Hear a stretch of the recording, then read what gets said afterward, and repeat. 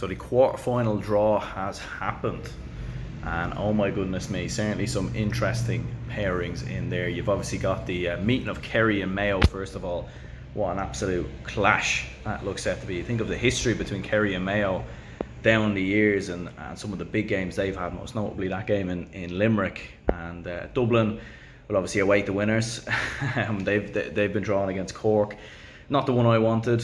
I wanted Mayo in the quarterfinals, but I think at the same time, you know, whoever comes through, Kerry and Mayo, will be going into that semi-final against what you'd have to imagine be Dublin in a much better position, it must be said. The other draw is Derry and Clare, Galway versus Armagh. Interestingly enough, it will be the first time that either one of those counties will, or first time, you know, whoever makes an All-Ireland final from that draw, it will be the first time that any of them have made an All-Ireland final since Armagh in 2003. So that's extremely interesting as well, it must be said.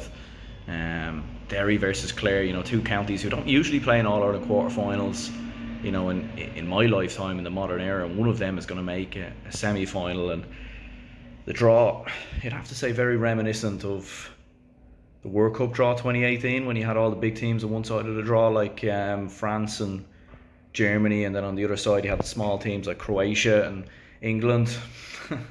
So yeah, that's very much how it's gone. Let me know your opinions on the quarterfinal draw down below. Just to confirm, Kerry versus Mayo, Dublin versus Cork, Galway versus Armagh, and also Derry versus Clare. Very interesting draw. So let me know your thoughts in the comments down below. There will be a podcast live later, 6 p.m, so stay tuned for that one. See you all soon.